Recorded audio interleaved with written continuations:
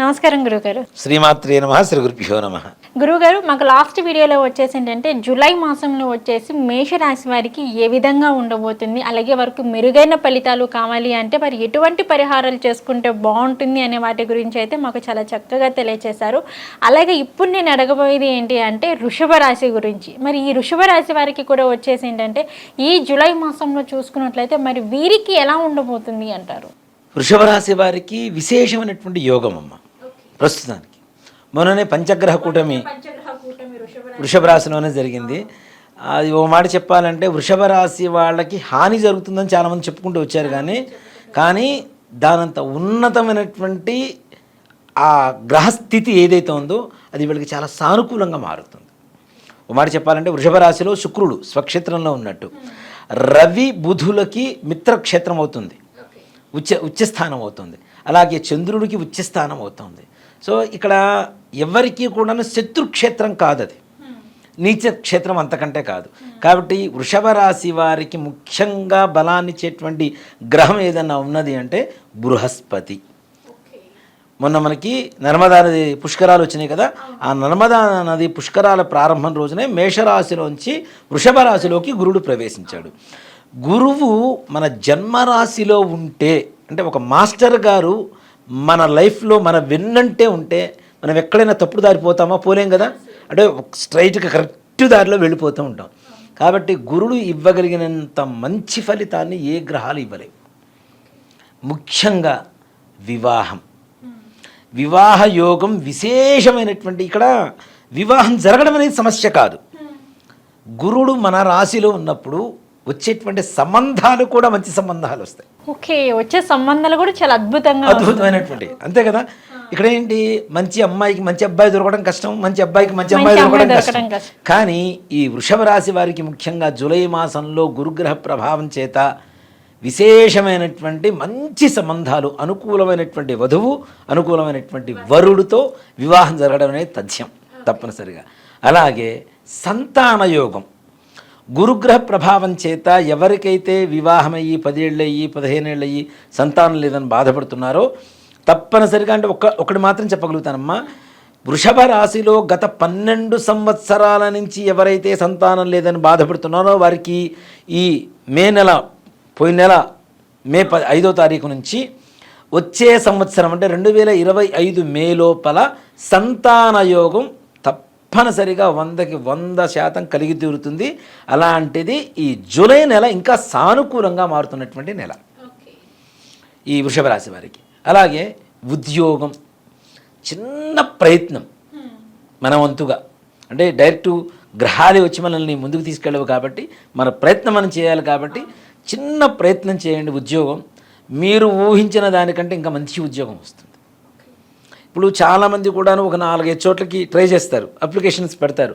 వాటిల్లో ఏదొచ్చినా చేద్దాం, చిన్నదొచ్చినా చేద్దాం, ప్రస్తుతానికి ఏ ఉద్యోగం లేదు, నిరుద్యోగంలో ఉన్నాం అనేటువంటి పరిస్థితిలో, చేయాలనుకునేటువంటి పరిస్థితిలో కూడా ఉన్నతమైనటువంటి ఉద్యోగం తప్పనిసరిగా వీళ్ళని వెతుక్కుంటూ వీళ్ళ దగ్గరకు వచ్చి వీళ్ళ ఉద్యోగంలో చేరేటువంటి అవకాశం ఉంటుంది.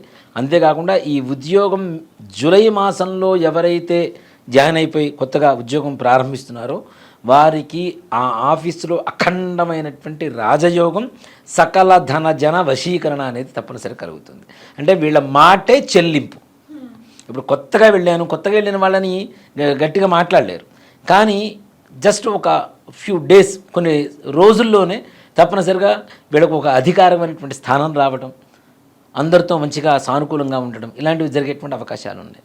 అలాగే ప్రమోషన్స్ కూడా ఇంతకాలం నుంచి తర్వాత వస్తుంది, అది ప్రభుత్వ ఉద్యోగం కావచ్చు, లేదు ప్రైవేట్ పరమైనటువంటి రంగంలో ఉండేటువంటి వాళ్ళైనా సరే తప్పనిసరిగా ఉద్యోగంలో ప్రమోషన్స్ 100%. అందులోనూ వీళ్ళు కోరుకున్న స్థానానికి ప్రమోషన్ రావడం పెద్ద ఇది కాదు, ఉన్నత ఉద్యోగం రావడం అనేది. వీళ్ళు కోరుకునేటువంటి స్థానానికి, ఒక చోట భార్య ఉద్యోగం వేరే ఊళ్ళో చేస్తుంది, భర్త ఇక్కడ చేస్తున్నాడు, వీళ్ళిద్దరూ ఒకే చోట ఉద్యోగం చేయాలనుకుంటున్నారు, ఎన్నో రోజుల నుంచి ప్రయత్నిస్తున్నారు, అవ్వటలేదు. అలాంటి వాటికి కూడా సానుకూలంగా ఉండేటువంటి సమయం జూలై మాసం అవుతుంది వృషభ రాశి వారికి. ఇక విద్యార్థులు నిజంగా ఈ జూలై నెలలో ఏదైతే విద్య కోసం ప్రయత్నించేటువంటి విద్యార్థులు ఉన్నారో వీళ్ళకి చాలా చాలా చాలా సానుకూలంగా ఉండేటువంటి సమయం ఈ జూలై మాసంగా చెప్పబడుతుంది. రియల్ ఎస్టేట్ రంగం వారు, వీళ్ళకి బాగుంది అనుకుంటాం, కానీ మధ్యస్థమైనటువంటి ఆర్థికపరమైనటువంటి లాభాలు మాత్రం ఉంటాయి. దీంట్లో ముఖ్యంగా వీళ్ళకి చూడండి, సన్నగా ఉంటారు, కోలమొహంతో ఉంటారు, వెడల్పుగా ఉండేటువంటి ముఖం ఉంటుంది కదా, కొంచెం పెద్ద ముఖంగా ఉండేటువంటి వాళ్ళు ఉంటారు కదా. ఇప్పుడు మన జెండా ఎలా ఉంటుంది, కింద నుంచి సన్నగా ఉంటే పైకి వెళ్ళి కాస్త వెడల్పు, అలాంటి ముఖం కలిగినటువంటి పర్సనాలిటీ కలిగినటువంటి వాళ్ళ వ్యక్తులతో కొంచెం జాగ్రత్తగా ఉండాలి. అంతే వృషభ రాశి వారు. అంతేకాకుండా 6వ వేలు ఉంటుంది, అంటే 6th ఫింగర్, ఇక్కడ చిన్నగా ఉంటుంది, 6th ఫింగర్ అంటాం కదా, అది కాలికి కావచ్చు చేతికి కావచ్చు. అలాంటి వ్యక్తులు ఎవరైనా పరిచయం అయితే వాళ్ళని దూరంగా ఉంచడం అనేది సూచించదగినటువంటి విషయం. ఎందుకంటే వాళ్ళ వల్ల వీళ్ళు ఎక్కువగా నష్టపోవటం, ఈ వ్యక్తిత్వం వీళ్ళకి పరిచయం అయ్యేటువంటి, అంటే ఆ వేలున్నటువంటి ప్రతి ఒక్కరు ఒకేలాగా ఉంటారని కాదు, ఈ వృషభ రాశికి పరిచయం అయ్యేటువంటి వ్యక్తులు మాత్రం పక్క వాళ్ళతో సాడీలు చెప్తూ, పక్క వాళ్ళ మీద ఇతని వ్యవహారాలు బయట వాళ్ళకి చెబుతూ, వీళ్ళ కుటుంబంలో ఉండేటువంటి సమస్యలు ఏవైతే ఉంటాయో, వీళ్ళ ఆర్థికపరమైనటువంటి సమస్యలు ఏవైతే ఉంటాయో ఇవన్నీ కూడా బయటికి వెళ్ళి చెప్తూ వీళ్ళని సంఘంలో చులకన చేసేటువంటి భావస్థితి ఎక్కువగా కనపడుతుంది. కాబట్టి అలాంటి వ్యక్తుల్ని దూరంగా ఉంచడం అనేది చాలా విశేషం, సూచించదగినటువంటి విషయం. అలాగే వ్యాపారస్తులకి ముఖ్యంగా ధాన్యం దాచిపెట్టుకుంటూ ఉంటారు కదా, ఎక్కువ నిల్వ చేస్తూ ఉంటారు. రాబోయే కాలంలో ఎక్కువ రేట్లు వస్తాయి అమ్మడానికని. నిజంగానే రేపు ఆగస్టు తర్వాత ఎట్లాగో రేట్లు అన్నీ పెరుగుతాయి తప్పనిసరిగా. కాబట్టి ఈ సమయంలో వీళ్ళు ధాన్యం నిల్వ చేసుకోవడం, దానికి కావలసినటువంటి డబ్బు కోసం ఎదురు చూసుకోవటం, ఇదంతా కూడా చాలా విశేషమైన సమయంగా చెప్పవచ్చు. అలాంటి వ్యవహారాలతో భవిష్యత్తులో వీళ్ళు ఊహించిన దానికంటే రెట్టింపు దశలో లాభాన్ని పొందేటువంటి అవకాశం బాగా కనబడుతున్నది వీళ్ళకి. అలాగే ముఖ్యంగా రియల్ ఎస్టేట్ రంగం వాళ్ళది సంగతి ఇందాక చెప్పాను. అలాగే విదేశీ ప్రయాణం చేయాలి అనుకునేటువంటి వారికి కొంచెం గడ్డు కాలంగా ఉంటుంది, కానీ గట్టిగా ప్రయత్నిస్తే మాత్రం తప్పనిసరిగా విదేశీ ప్రయాణం చేయడానికి సానుకూలత ఏర్పడుతుంది. విదేశంలో ఉండేటువంటి ఉద్యోగస్తులకి తప్పనిసరిగా ఉద్యోగ యోగం ఉంటుంది. ముందుగా ఉద్యోగం చేస్తున్నటువంటి వ్యక్తులకి ప్రమోషన్స్ వచ్చేటువంటి అవకాశం బాగా కనబడుతుంది. అలాగే ముఖ్యంగా ఈ వివాహ వ్యవస్థ ఏదైతే ఉందో దానికి నిజంగా ప్రయత్నం చేయండి. సంపూర్ణమైనటువంటి ఫలితం మాత్రం ఈ జూలై మాసంలో ఈ వృషభ రాశి వాళ్ళు తప్పనిసరిగా చూస్తారు.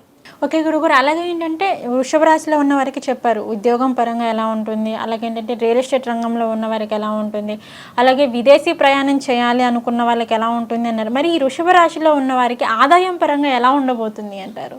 వీళ్ళకి కుటుంబ సఖ్యత పెరుగుతుంది, ఆనందదాయకంగా ఉంటుంది. కుటుంబంలో విందులు వినోదాల్లో పాల్గొనేటువంటి అవకాశం ఉంటుంది కుటుంబ సభ్యులంతా కూడాను. అలాగే వీళ్ళకి ఖర్చుకు మించిన ఆదాయానికి మించిన ఖర్చు కాదు ఇక్కడ మనం చెప్తుంది. మించిన ఆదాయం అంటే దాచిపెట్టుకోవడానికి ఖర్చు పెట్టేంత ఖర్చు పెట్టి, అలా అని చెప్పి ₹1,00,000 వచ్చిందని చెప్పి ₹1,00,000 ఖర్చు పెట్టేసి నా దగ్గర డబ్బులు మిగలేదంటే ఎవరం ఏం చేయలేం. కానీ ఎంతవరకు మనం ఖర్చు పెట్టాలో అంతవరకు నియంత్రించుకుంటూ ఖర్చు పెట్టుకుంటే తప్పనిసరిగా వీళ్ళ ఖర్చుకు మించిన ఆదాయం లభిస్తుంది. దాన్ని పక్కన పొదుపు చేసుకునేటువంటి అవకాశం కూడా లభిస్తుంది.